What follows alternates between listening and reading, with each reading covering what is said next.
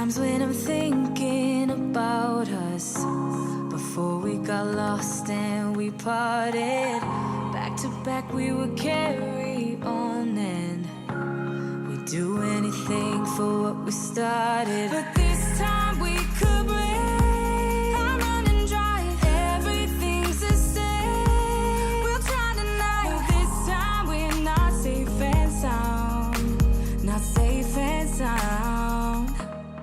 What if I'm no good for you? What if you're no good for me?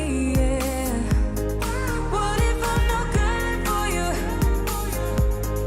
What if you're no good for me? Yeah.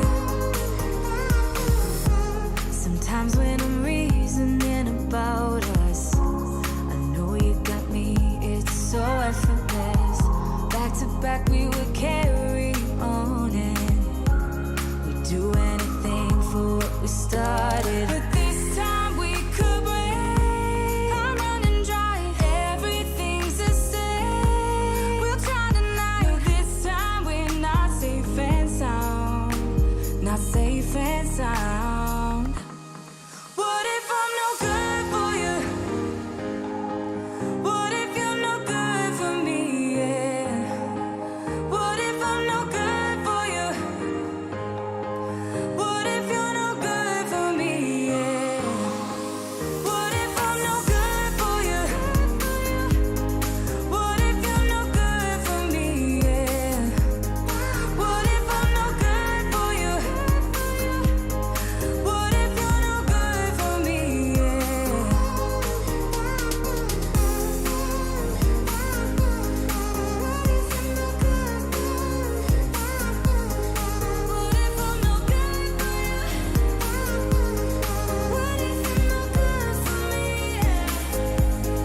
What if I'm no good for you?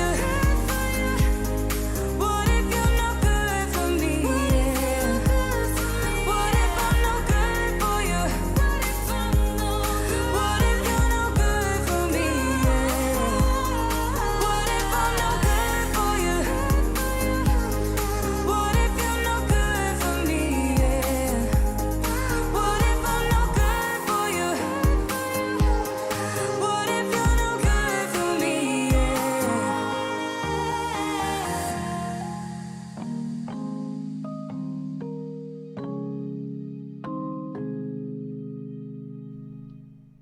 Welcome everybody to the FPV News with JB and ItsBlunty, where we are going to keep you up to date on I always want to say all the news in FPV, Blunty, but I always feel bad because I'm sure we missed something. Yeah, all the news we're privy to, you know? All the news that we thought was relevant and that we knew Yes. about. Not Yes. doesn't roll off the tongue the same though, does it? No. In the Venn diagram of We suck at marketing, but you know what we don't suck at is FPV news. yes, we've always got the news. Always trying to make sure we got it for you, that's for sure. Woo. Thank you guys for coming out. Good to see you in the chat, everybody there. Tony Parsons, Run Puppy, FPV, Athix, FPV. I'm just going to read names for a little while. Yeah, that's news, Yeah. right? And all the usual cast of characters. Blunty, between hang on, I gotta scroll back. Always hath been says, "What's up, all you pimps, players, and scallywags?" And I just want to know, which one are you? Depends on the, I don't know, I probably look like a scallywag. I definitely think you do look like a Yeah. scallywag. Yeah. I think he could be a player. Yeah, I think little bit of a player. if those are the three choices, it's Right? got to be, No, obviously. yeah, it's got to be player or scallywag. Yeah. Me too. I don't think that either. I look like a scallywag and I listen to the music that I play with. How about that? Okay, well, I'm glad we got that out of the way. The chat also, let's just put up a, which is Blunty, a pimp, a playa. We're going to put an actual poll up and we'll read it at the end. Scallywag. Okay, we're asking the community. We're going to find out. Thank you guys. What's that? Do video games count for player? Oh, Can we, I like, mean, that's... sneak that. I mean, I always assumed that's what Snoop was talking about. Yes. Right? He does stream on Twitch, I think, or at least he used to. He does. It's true. Well, anyway, now that we've got that important topic out of the way, Blunty, what do we got coming up on the news this week? All right. So we're going to look at the FAA responding to RaceDayQuads lawsuit. So they put in a brief for that. Mm-hmm. So, and they said, "You're right. You got us." Yeah, that's how all responses to appeals work. Yeah. They just agreed and gave up. Yeah, we win. No. We have, and people have been asking, when are we going to get a radio controller with ExpressLRS built in? And we finally do, but wait till you find out who's making it. You might not be so excited. Yeah, caveat after caveat on that one, so we'll check that out. I like little caveats with a, like on a cracker. Yeah, I don't. Beluga? Beluga caveat. DJI cams are hitting the market. Oh, good. But unfortunately, none of them are 120 frames a second or low latency. But we do have some new DJI cams, so we'll take a look at those. Yeah. Yep. And, we showed the Burning Man drone show a few weeks ago where all the drones fly in the sky and make shapes. And I've always wondered, what would happen if, they just, all of them started fail-safing and their batteries died at once? Unfortunately, there's some video of what that might look like, and we're going to show it to you this week. So, and a lot more stuff that we didn't put in this little lead-in, that instead we're just going to go straight into the first item of the news. Yeah. So, the FAA has finally filed a response right on time, right at the last hour, as the lawyers are keen to do. The FAA has filed a response to RaceDayQuads' remote ID lawsuit, and we're going to take a look at that and kind of summarize it for you. I don't know if we want to kind of give them the brief, the overview of, essentially they're like, "Hey, you're wrong." Well, I mean, people are looking at this and going, I'm trying to scroll through it and show people it. People are reading this brief and going, oh, RaceDayQuads is lost. And I feel like it's important to say that that's what a lawyer's job is to do. They go, this other guy is like the scene from My Cousin Vinny where he goes, everything that other guy said is BS. That's what the FAA has done here. It doesn't necessarily mean they win. Yes. Or are winning. Yeah, I think they bring up a couple of interesting points. I figured maybe we could run through those real quick. Yeah. So the first one, a big one, is that the FAA is conducting unreasonable search. So that was like the big thing that everybody talked about, the Fourth Amendment violation of like, hey, you're intruding on our rights because it's an unreasonable search to be like showing where we are and displaying our locations and avoiding our privacy. So the FAA basically replied and said that we consider it like a digital license plate.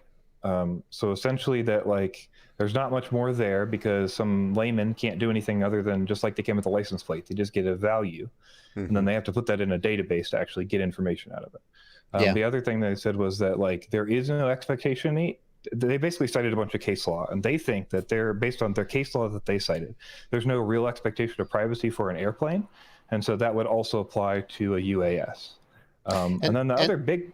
and that's the kind of thing where if you're not a lawyer, it's very hard for, and we're not even going to try to judge whether that's a valid argument or what the likelihood is that they'll prevail there. I certainly read that one. Oh no, there's no expectation of privacy in the sky. Why didn't the expensive professional lawyers that Tyler hired think of these things? And then I was like, wait a minute, they probably did. Yeah, they did. They had different case law, and FAA was like, that case law isn't what you think it is. It was basically like, it was like 2 sentences. It's like, we don't agree with that. So, and then basically they said, even if it comes to term that we did commit a search and that it is a search and it is a violation of your privacy, we think it falls under the special needs exception to the Fourth Amendment. And so there's a special exception that's been used in multiple cases for the Fourth Amendment that says in special cases, we can violate your Fourth Amendment rights essentially because X, Y, Z, we need to track this. We need to do this. We need to do this. You can't be expected to be private here, even though you think you should. So now there's an exception for it. So basically I mean, there's this special needs exception, which basically means that the government can say, no, we really, really need to violate your Fourth Amendment rights. Yes. And then what do? You sue them and you say, nuh-uh. And then the court decides. So one thing is, like, for example, you can go through a sobriety checkpoint, but you don't have to be like actually shown that you have suspicion to be checked for sobriety at a sobriety checkpoint.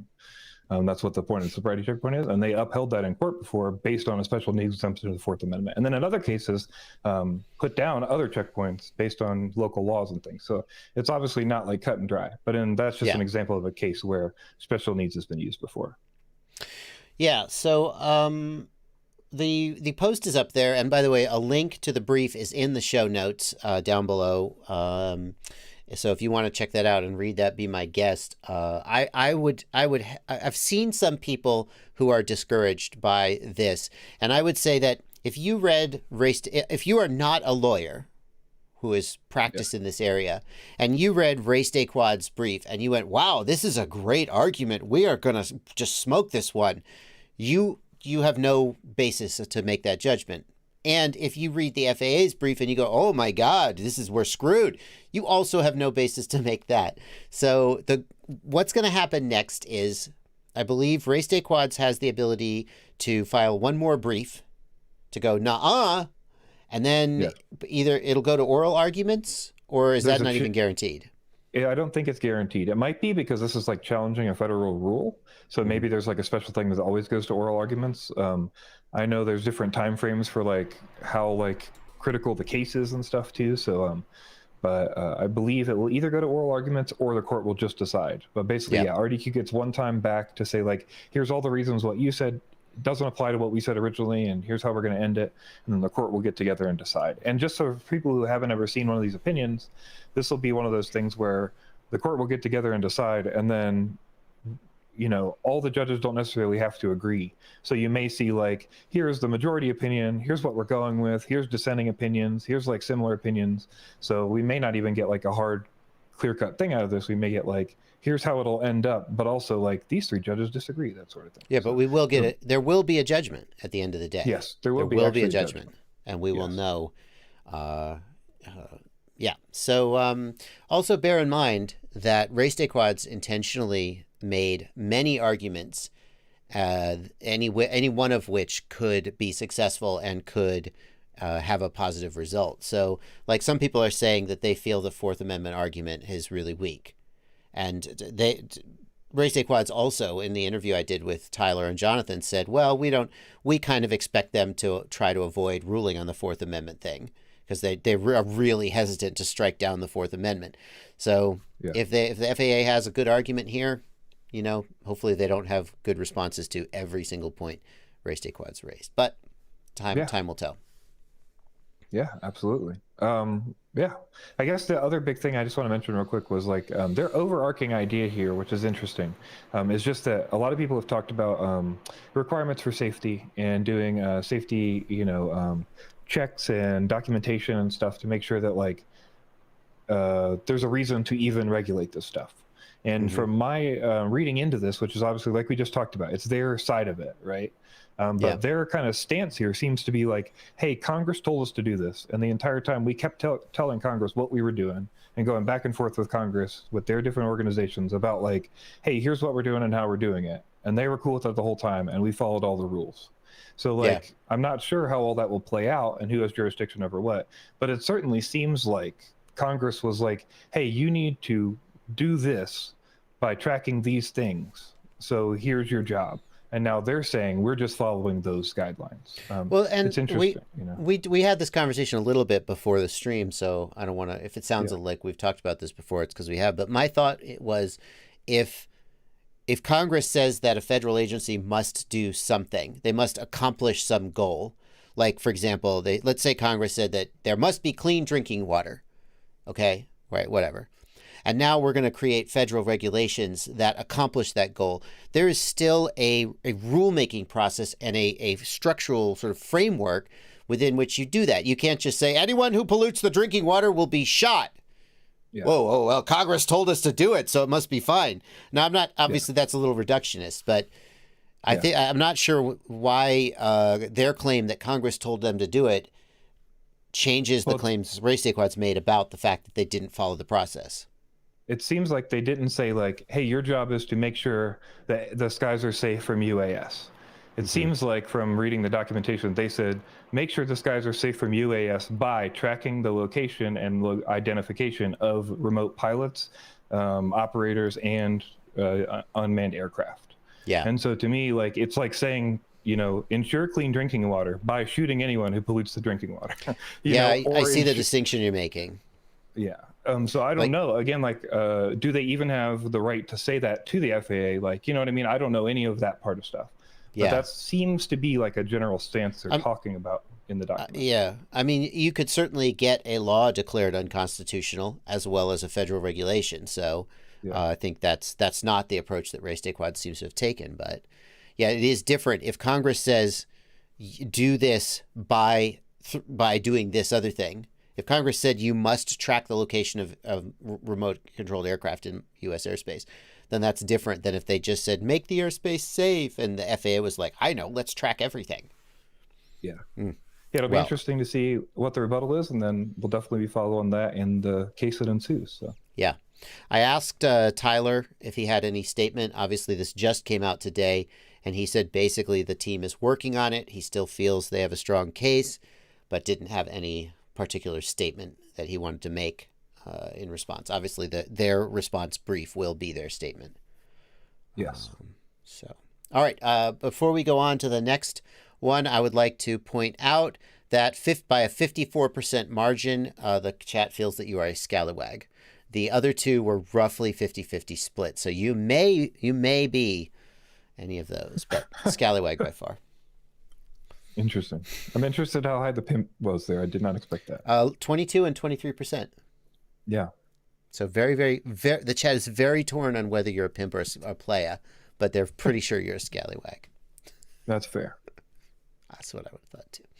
All right. Next up, if you fly shark bite, wow, that's like not a lot of you. Well, no, if you fly shark bite, then you are probably waiting for this new camera that's coming out from HDZero. And we had partnership with Runcam, I think. And it is coming soon.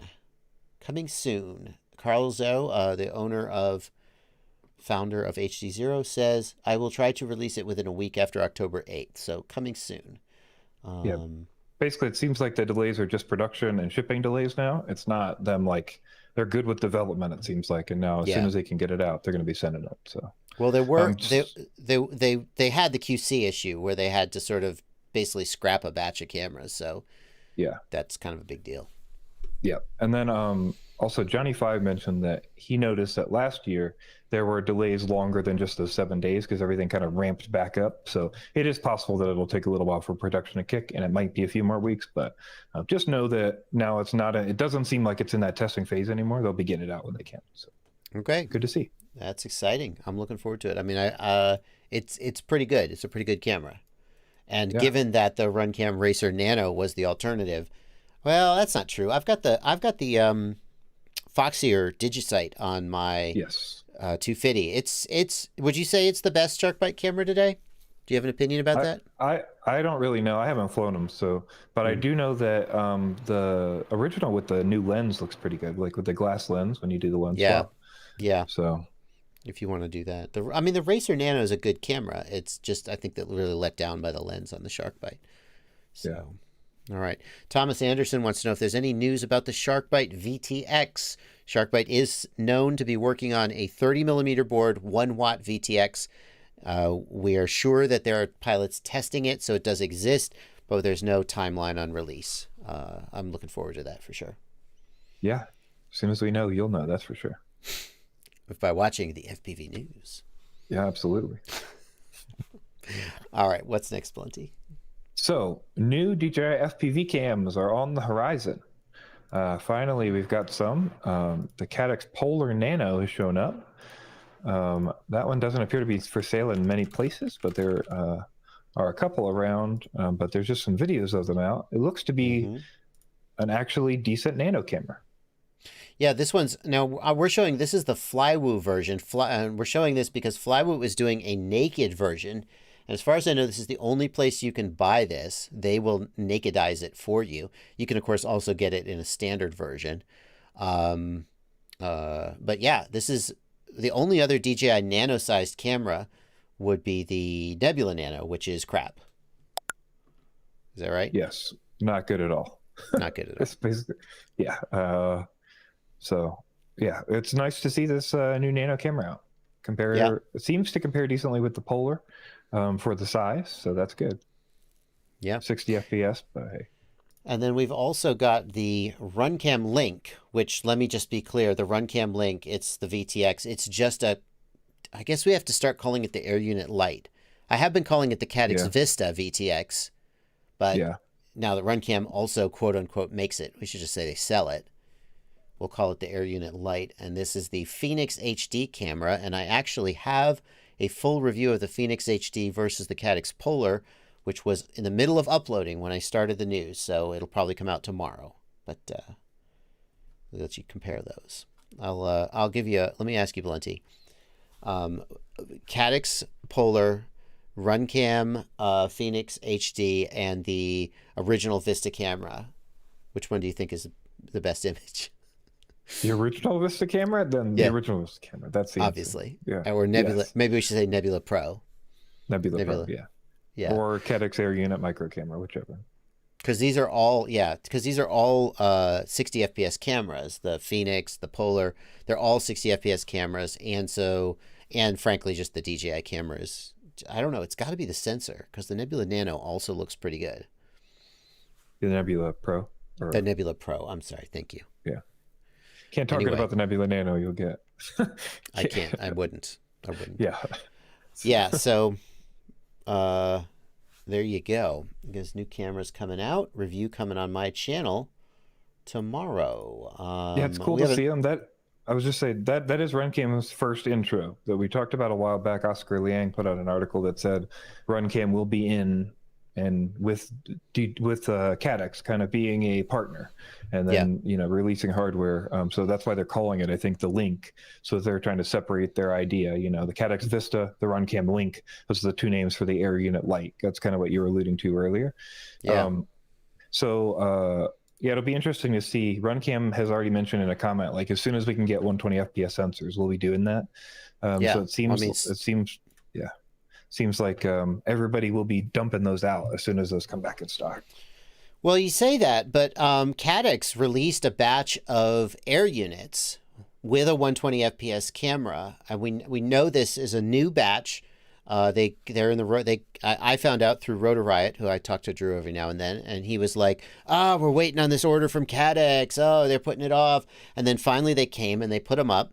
It is the full Air Unit, not the Air Unit Lite. So it's got the SD card, and it's the big one.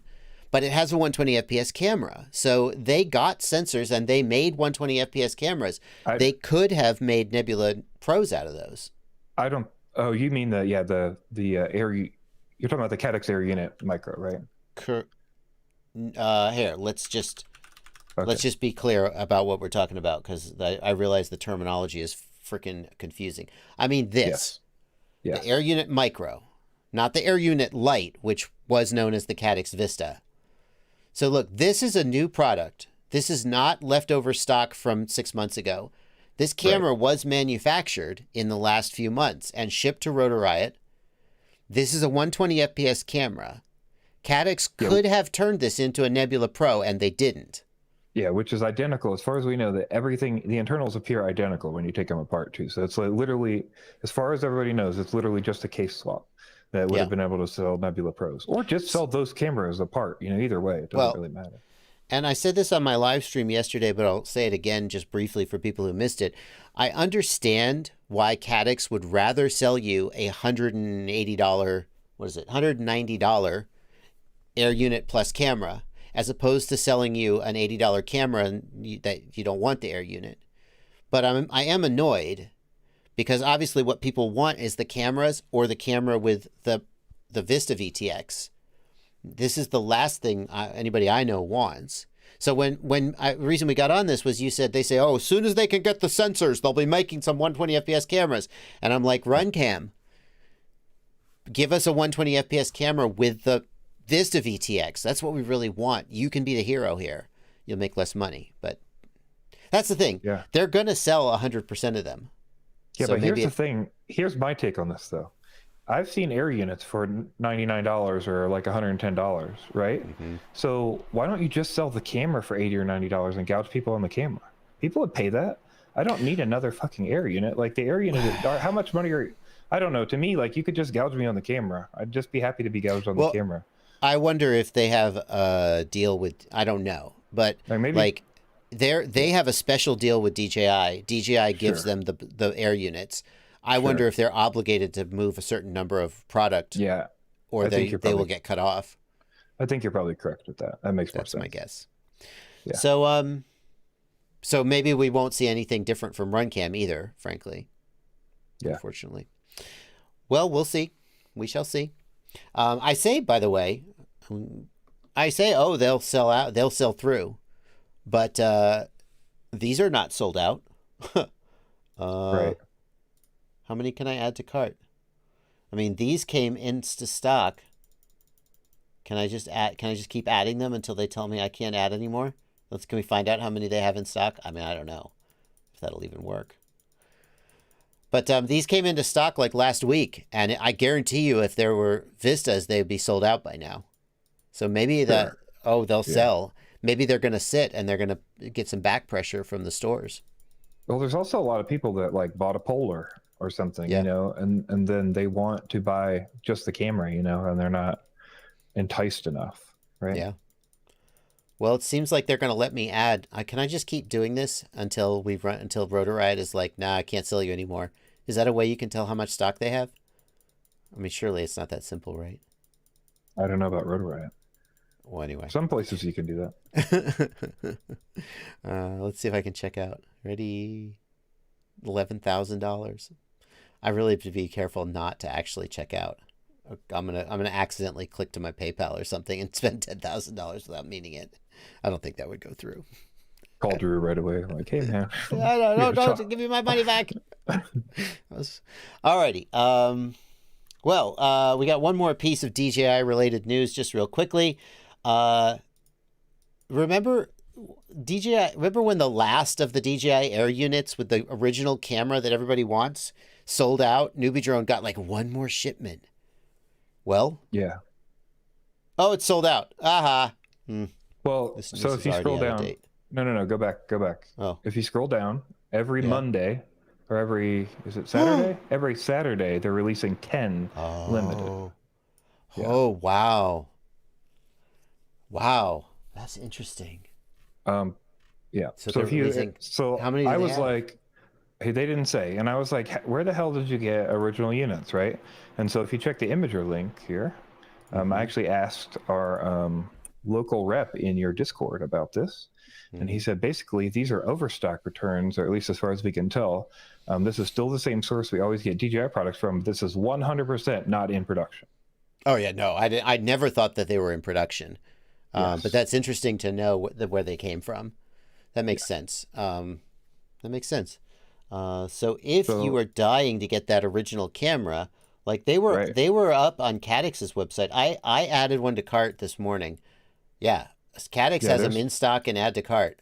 I would just say, I do suspect that it's possible the Caddx one is not legit. And it's just because so many have sold. I mean, maybe they found 500 of these things, but if you sit on this website and look at the bottom left, that's lies. It's literally like person after person after person. That's always lies. That so and so purchased the unit. Those are lies. Those are always lies. I think that's my opinion. Yeah. So they're just trying to make you think. I've been on a website I don't know why I think they're lies. I'm pretty sure they're lies though. Joseph Dahari bought an Air Unit just for the OG cam. That's a lot of money. I mean, I guess you could sell the Air Unit. Maybe. Who needs Air Units though? Who's breaking Air Units? Cinelifters, maybe, but I guess you're not breaking them that much. Right. But yeah. All right. Okay, let's stop talking about DJI for the rest of the night. Well, I don't know if we want to audible it or what, but I missed one camera because we did the Foxeer Apollo tease was this week as well. And we did Okay, not let's look at get that. I don't want to leave not. Foxeer out and have people think we don't like them. We Oh did yeah, not look at that. Madstech. Where is it? Where is the tease though? It's just easier to look at their website. Hold on, I'll link you to it here in the news. Okay. I'll put it on the bottom of the FPV cam section there. Okay. There we go. We got Foxeer Apollo digital FPV cam for DJI. Oh, no music. Shut up. Bottom right. Okay, there you go. I got it. And then the other thing is I believe we're seeing DJI footage here, but there is a SharkBite version of this coming as well. Yeah, I mean, the interface is slightly different between them. Like, I know DJI uses a slightly different MIB connector, but at the end of the day, an image sensor is an image sensor. So it's cool that you could have the same camera for SharkBite and DJI and finally be able to see how the transmission system affects the image. Like a really fair comparison finally. Yeah. So yeah, unfortunately another 60 FPS just because of sensor availability and all that stuff, but it does look like a good option. So yeah. All right. Well, look forward to that. I haven't got that, haven't tested it, but I certainly would give it a try. It's going to turn out to be just like analog, where there's just a zillion cameras. Yeah. Not a bad thing. All right. Underdog FPV, very good to see you in the chat. Haven't seen you around. I don't think I've seen you around the Discord server as much. Maybe I'm just looking for your old username though. Good to see you regardless. All right, Blunty. Next up, GoPro news.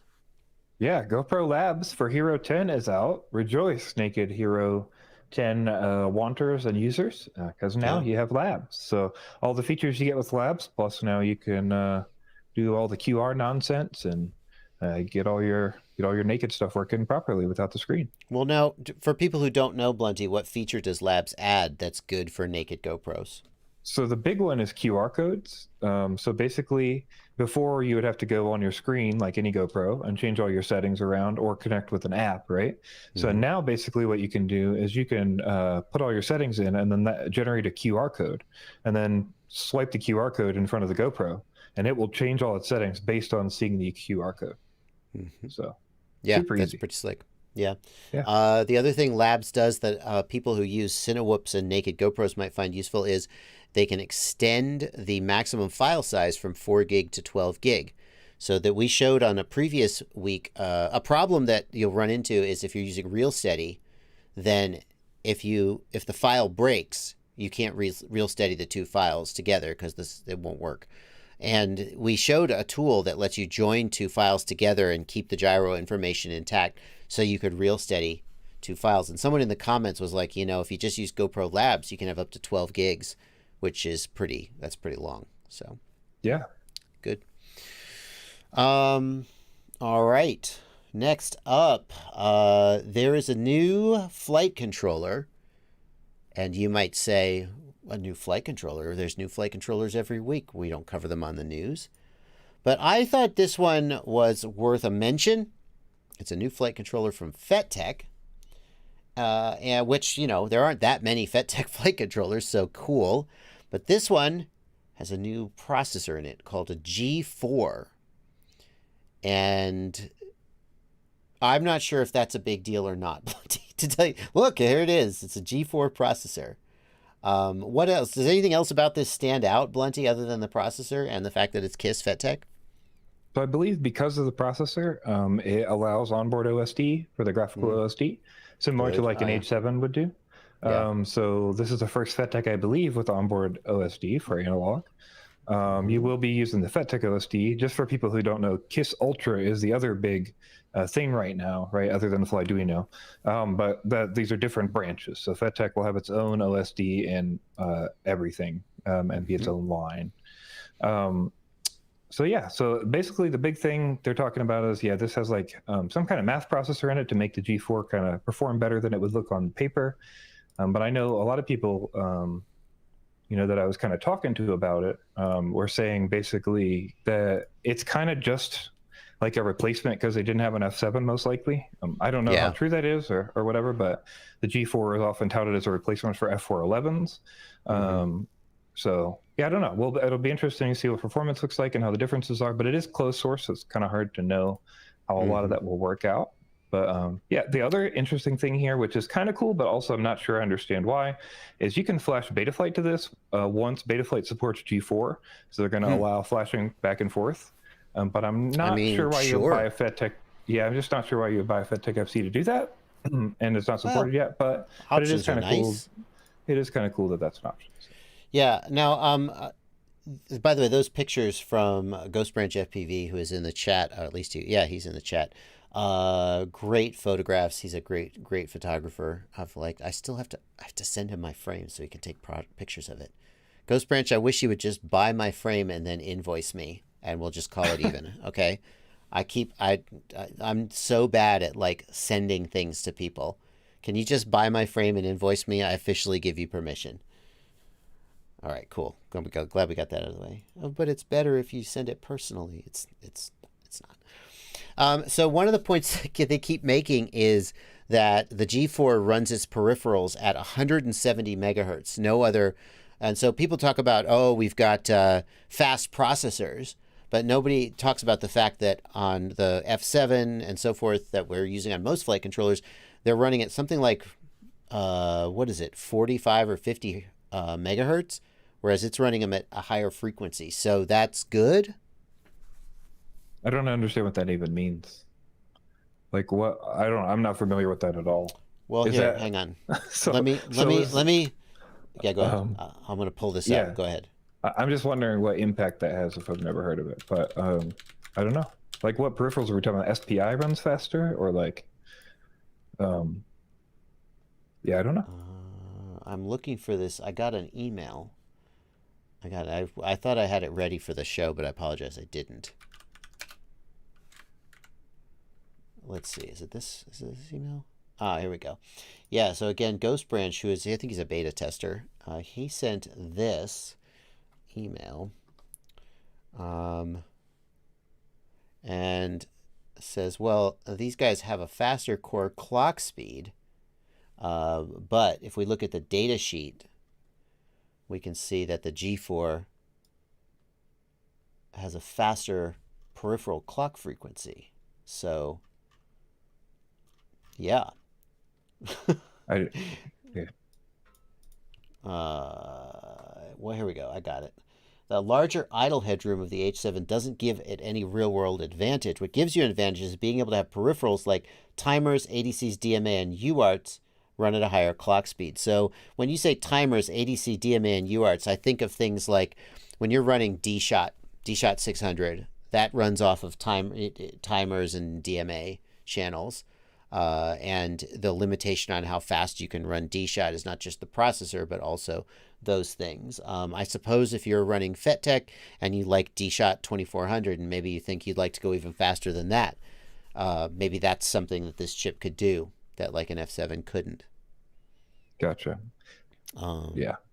Hashtag not impressed. I understand. Like I get where they're coming from, but like I don't know why anyone would care. Like you got to tell me why I care. Like, well, I see, you know, it sounds like you're being a little bit of a scallywag there, but yeah, but I think what you're getting at is that they haven't succeeded at selling you a marketing position.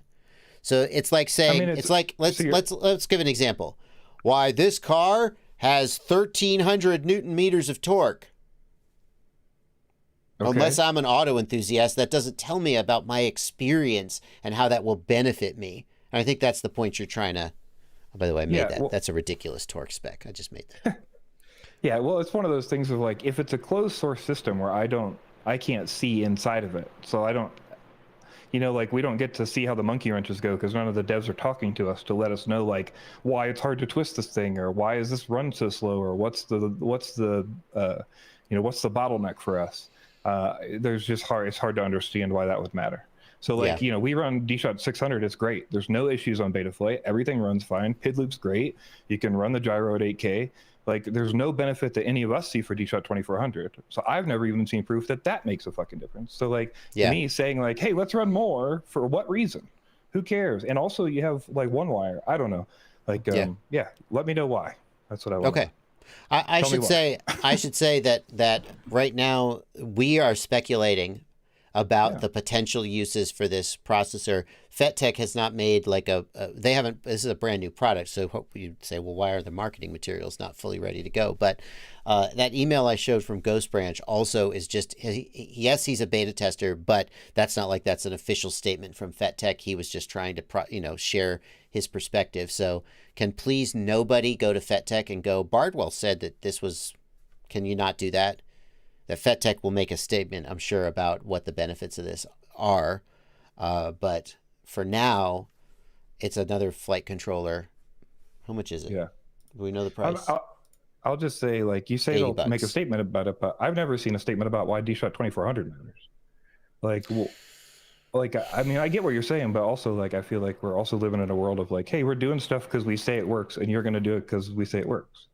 So I don't know. Yeah. That is an advantage of open source development, is that you can literally watch the devs argue with each other on the GitHub pages, and then you get a real deep sense of why they're doing what they're doing. There you go. Well, Ghost Branch did send me one to test. I'll have to build it into a quad. The thing is, though, like, I'm gonna fly it, and I'm gonna be like, yeah, it flies nice. Yeah, right. I mean, because you weren't. Yeah, there's no, like, again, there's no bottleneck identified. There's no, like. Right. You know, yeah, I don't know. You have to show me that the current slow peripheral bus speed is a bottleneck to performance, and that now you have relieved that bottleneck. It's the same thing like Ghost Branch said. He's like, well, since Betaflight is not really, Betaflight's running at like 50% processor utilization on an F7. So the fact that it could be running at 25% if the chip was faster doesn't really matter. And the fact that it might be running at 70% on a slower chip also doesn't matter. Well, it's the same thing with the UARTs. What's the peripheral bottleneck that is going to be solved by this faster speed? I mean, we're doing 500 hertz on the LRS, at 2.4 gigahertz, like over the UARTs that are only running at whatever speed. So I don't know. Interested to see what they say. Yep. All right. Well, there you go. It exists. It's out. Yes. So, all right. Well, let's switch to a little bit of a lighter topic. Yeah. Blunty. This is a drone video from a drone show in China. And go ahead.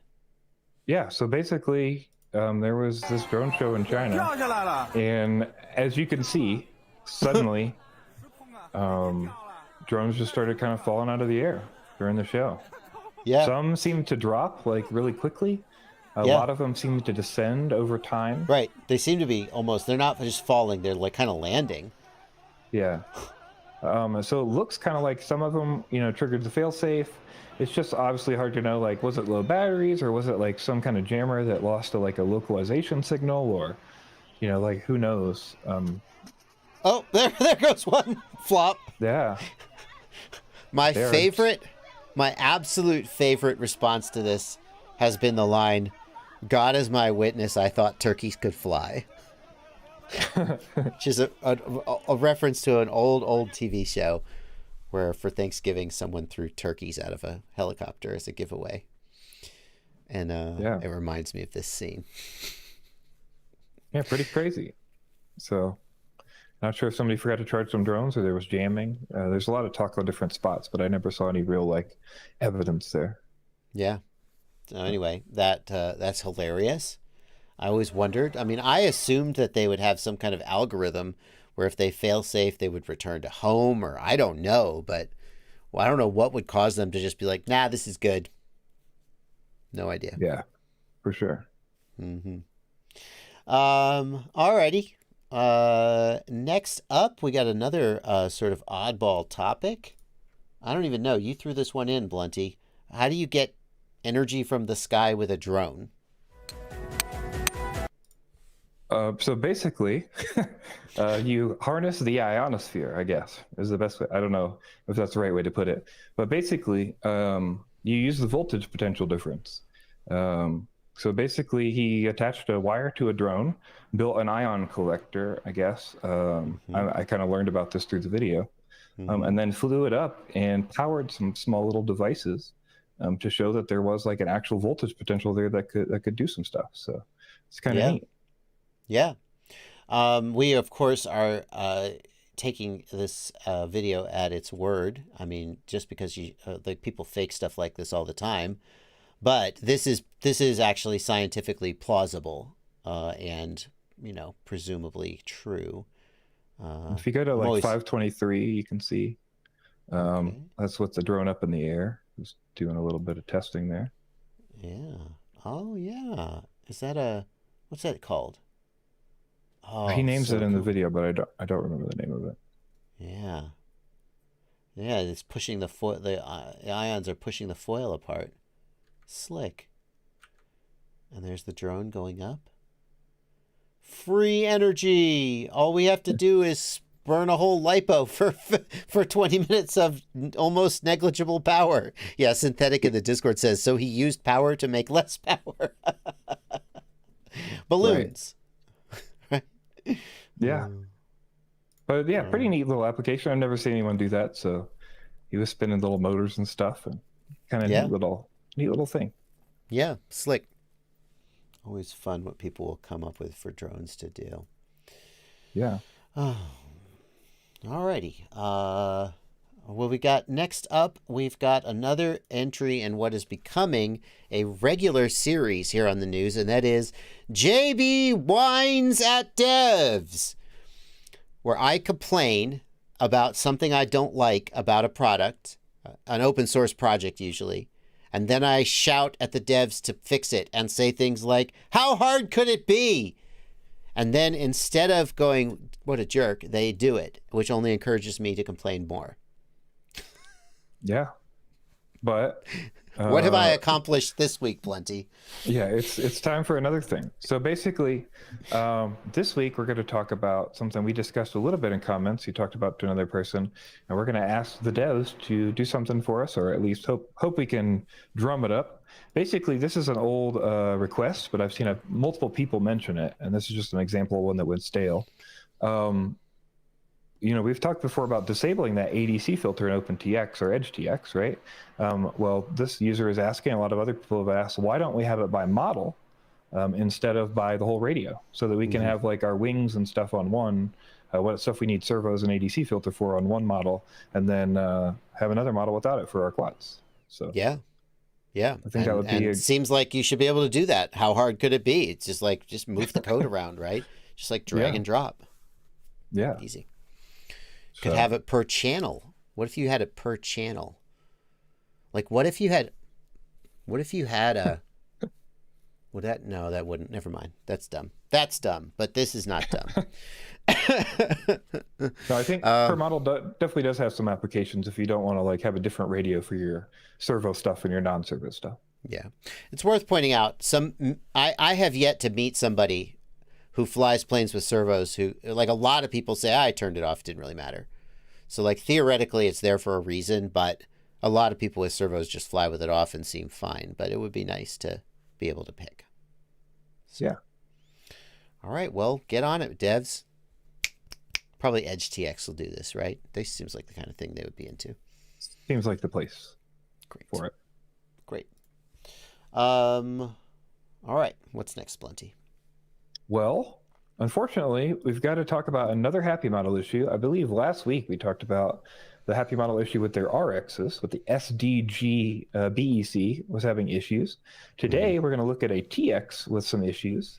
The ES24TX Slim Pro from Happymodel has an issue with telemetry. So unfortunately, it looks like many of them have an issue where you'll need to order a fix kit and install it with a new capacitor and a couple other pieces here, bend a pin up and do some soldering to bridge some stuff. Or you'll have to send it back to them. Unfortunately, you will be paying your own shipping to fix this. That's what they're asking right now. Or you'll not have telemetry on this unit. So yeah. So like this fix does not look trivial. Like the wire, I feel like I could do the wire. It's fiddly small soldering, but I think I could pull it off. Asking people to lift a leg and break the trace feels like a recipe for disaster, but okay. But I would struggle to solder this surface mount capacitor. I mean, I think I would struggle. Bryce says in chat that soldering is impossible for a user, and I would basically kind of agree with that. Like, it's going to be real difficult. I mean, I feel like I'm better than average at soldering, and I would struggle with some of this, but I feel like I've got like a 80% chance, maybe higher, of getting the wire done, and probably a 50-50 shot of getting the capacitor done. Yeah, I would want to use like hot air and solder paste and yeah. So you know, number one, if you have this ES24TX Slim Pro module, this is why your telemetry isn't working. Fortunately, it doesn't cause control link loss. Yes. But number two, what the F, Happymodel? Yep. What the F? Yeah. Unfortunate.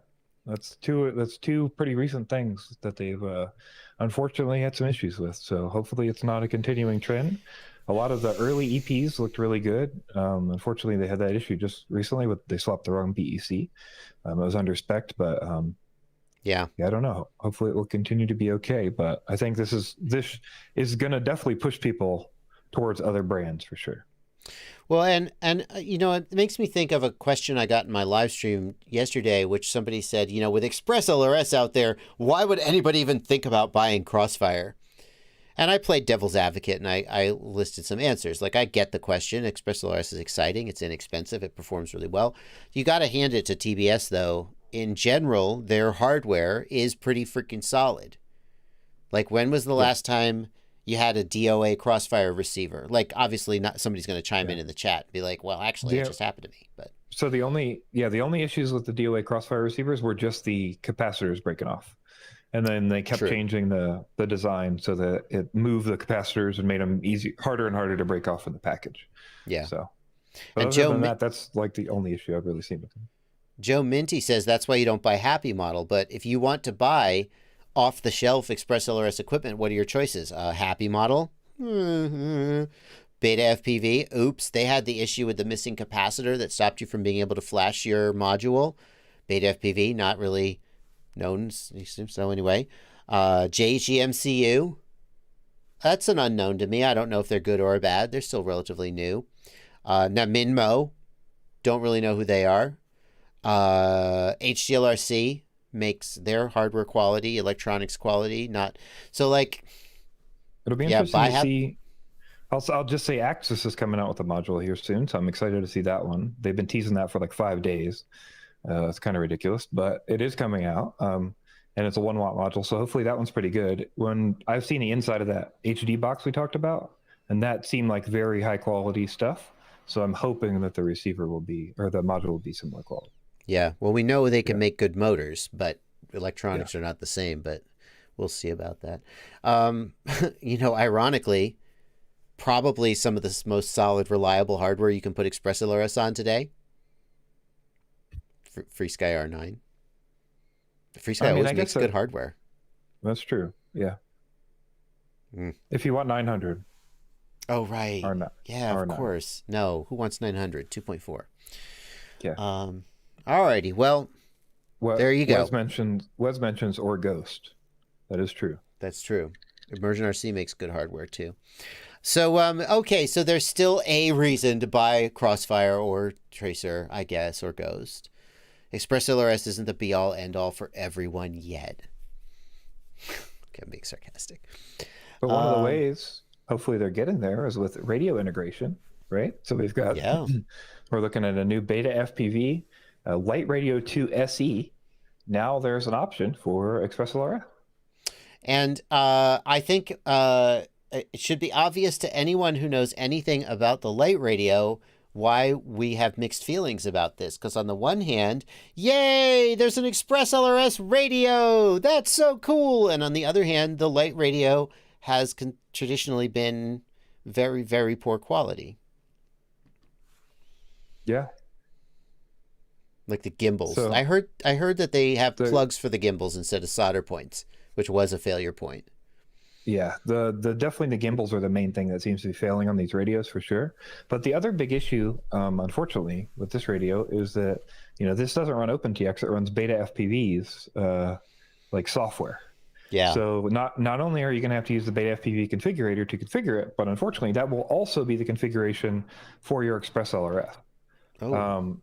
So what happens is, since this is SPI, if there are updates to the TX firmware, like you might want to go to a main build, or you might want to get the new update when it comes out, unfortunately, you're going to be waiting on BetaFPV to do that update. Oof. That reminds me of the old days when, like, I mean, I guess this is still true to some degree, but it's less true. When, like, if you had a Samsung phone and Google released a new version of Android, you had to wait for Samsung to release their update, and you were always like a few months behind the people who had the Google phones. And it sounds like the same thing. The ExpressLRS devs released a new firmware. You can't have it until BetaFPV builds a new firmware, and you're still, yeah, that's too bad. Yep. I also do want to mention, I think they're technically in violation of open source right now because of how they're doing stuff, but they did comment a couple times on Facebook that they are going to publish that. So I just want to mention that to hopefully encourage that publishment. So. Oh yeah, if you are using a GPL project and you do not publish your source, then yeah, you're in violation. Somebody, I think it was on the topic about this radio, they accused TBS of doing the same thing with Freedom TX. They were like, yeah, you guys are up BetaFPV's butt, but you're letting TBS get away with it. And I had to point out, I think it was actually Albert Kim who was saying that, something like that. And I pointed out, TBS has published Freedom TX as a GitHub repo. The source is out there, so they are compliant. I'm not sure if they have always been compliant, but they are today. They were not always compliant, but they are caught up, and they did push like the merge with OpenTX EdgeTX, but unfortunately they have not provided a way to flash their radios. So until they provide a way to flash their radios, then the merge doesn't work. So that's what we're waiting. Oh, alrighty. So yay, as usual, Happymodel, BetaFPV, Naminmo, whoever the hell you are, all of these companies that are making ExpressLRS hardware, thank you. For contributing to ExpressLRS's success. Obviously, they're not just doing it out of the goodness of their hearts. They're trying to make money, but thank you for putting the money into developing these products.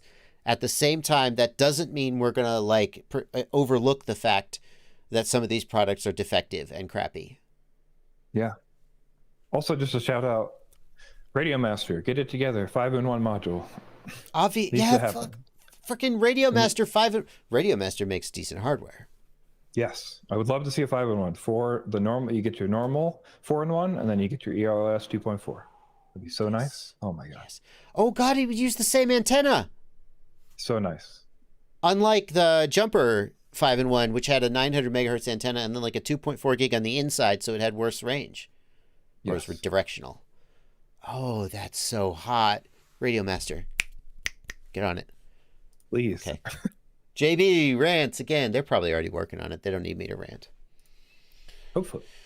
All right. Well, we've got one more topic today, Blunty, and we always put last on the news a kind of a ranty little freeform topic.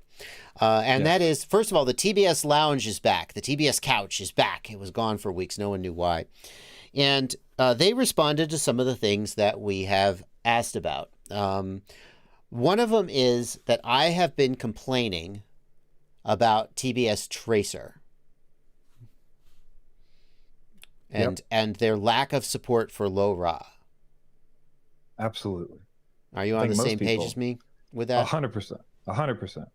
Yeah, it doesn't. I mean, I've ranted on my own stream about this a little bit, but there's just absolutely no reason. You just do both. The hardware supports it, and the Immersion RC Ghost shows that it's possible to like make that work. So I've said that they are doing they're not acting in their users' best interest is the statement that I made. And I say that because TBS generally works in their users' best interest. That's how they become so successful, is they make good products. They make sometimes they make the best product in a given category, and their users thank them for it by buying their products and using them. But in the case of Tracer, it feels like they've made a marketing decision. Because if Tracer could do low RAW, it would take a big bite out of Crossfire. and it feels like they want to segment their user base, which anyway. So they responded to that. And in addition, they also talked about the potential of TBS making a SharkBite video transmitter. So where do you want to start? We've got links in the show notes, Blunty. Which one should we start with?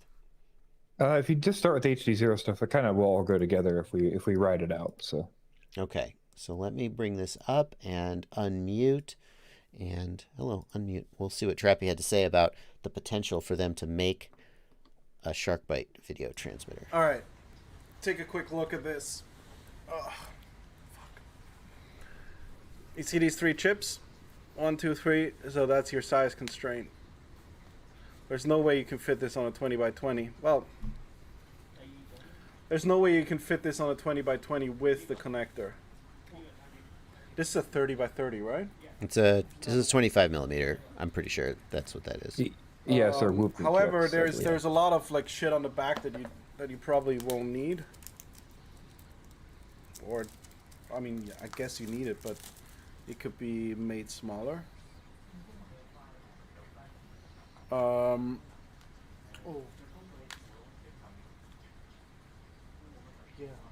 Yeah. This is no fun. So there's the new Race VTX 20 millimeter mounting. Yeah. But it's like almost the same size. Well, it is the same size. They just Relocated shit. just relocated it. And yours truly, fucking, you're welcome. This one here, the UFL screw. It's true. They did that. They did that first. As far as I know, they did that first. That is true. Credit to TBS for that. After people complained about the UFLs coming off, and then begged for MMCXs, and then they said, no, we're not going to give you MMCXs. They're too big and heavy. And then finally they gave us MMCXs, but then they kind of passive-aggressively made the little screw that holds the UFL on in response to that to show that UFL is still superior. But they could have done that anyway, and if we hadn't complained about MMCXs, maybe they wouldn't have. Okay, sorry. So, yeah. Once again, whining gets results. Discount for pricey orders. So is he going to talk about making it? There are still shipping. he just mentions that like the RF stage doesn't look very impressive, but no, he doesn't really talk about to the making new it. world. Okay. All right. Last year I ordered a backpack from the US. Shipping was $60. A big company, I guess, right? Tiny company. Tiny company? Oh,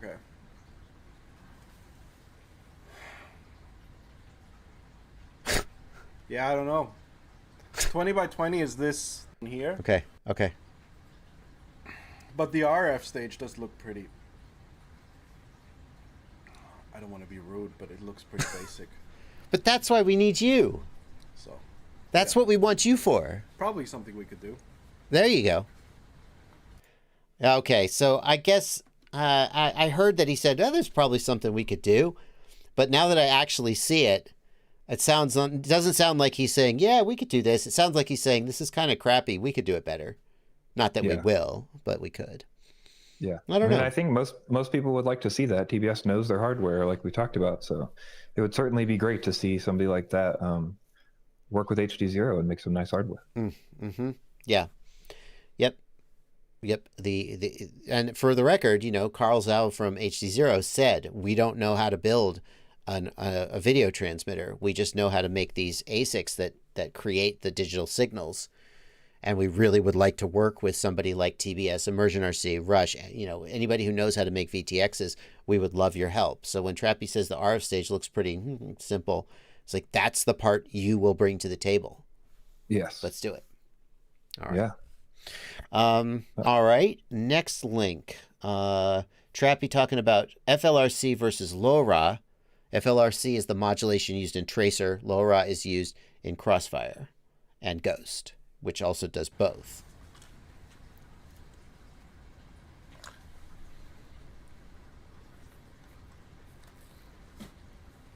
Jenga agent, ELRS banks tracer and range tests. Discuss.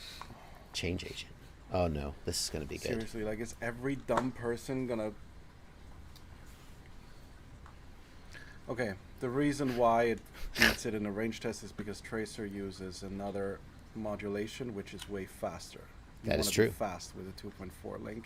You don't want to go far. Okay, stop right there. Hey, Blunty. If I give you a sports car, would you rather have a sports car?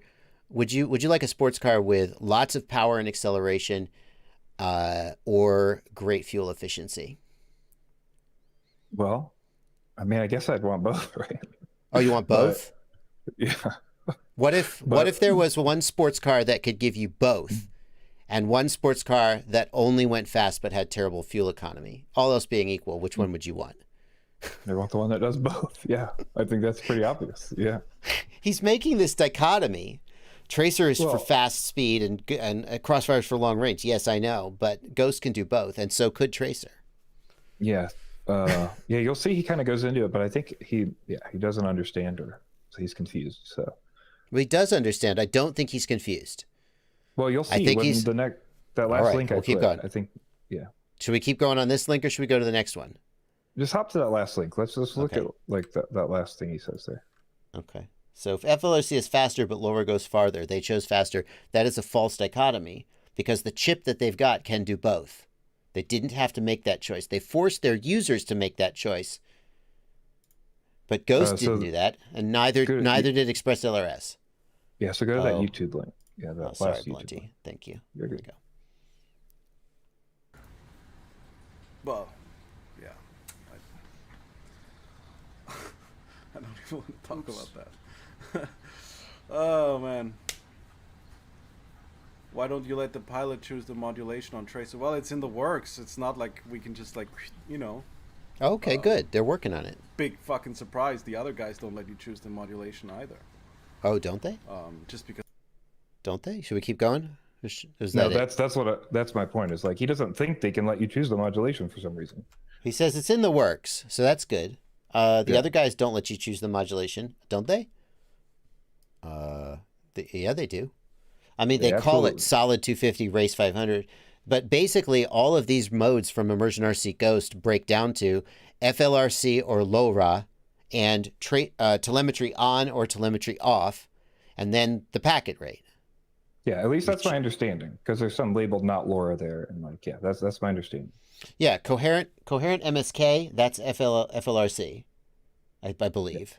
And they just call it coherent MSK. I don't know what the difference is or why they say that. So this is Tracer at 500 hertz.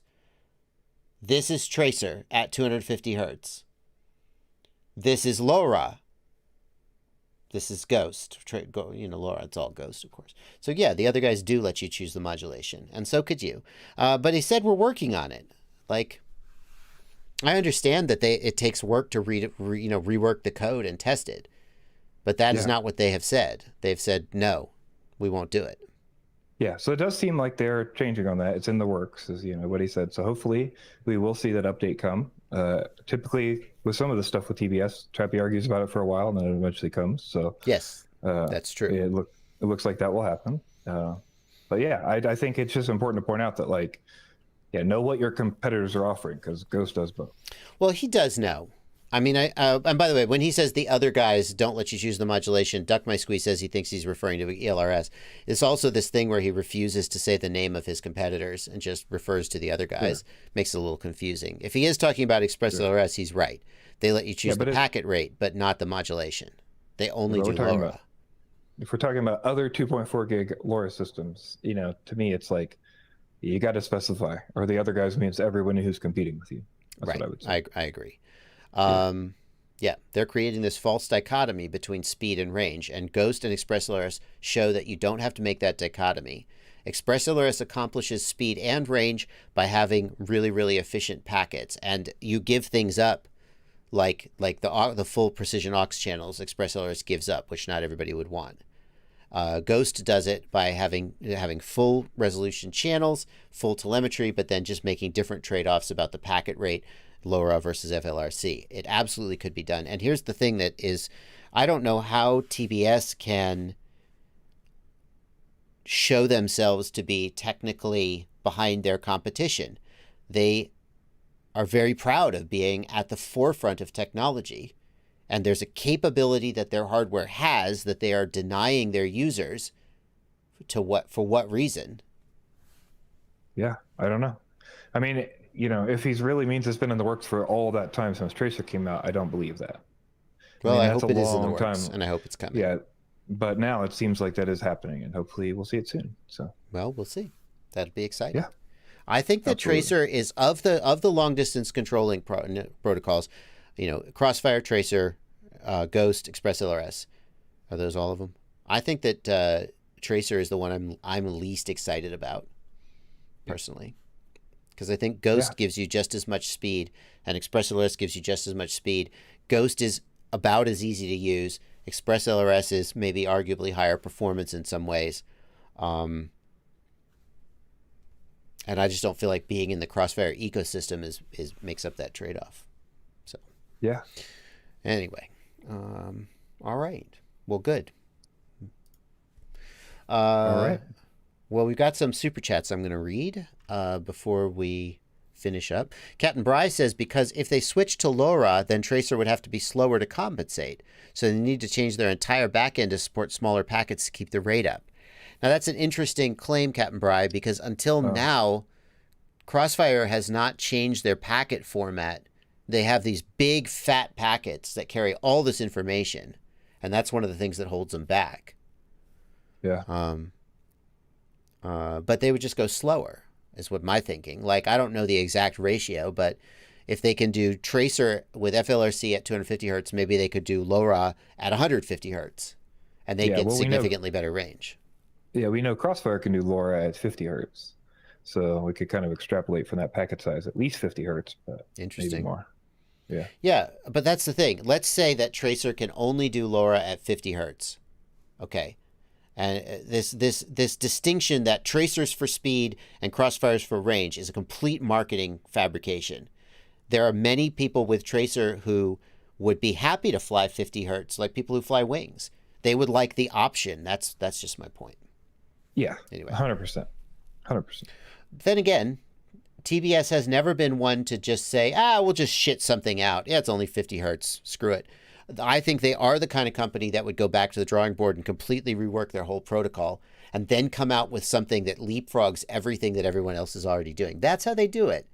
They get behind, and then they leapfrog the whole field. It'll be in beta till next year, though. All right, well, let me get these super chats out of the way before we whine about TBS some more.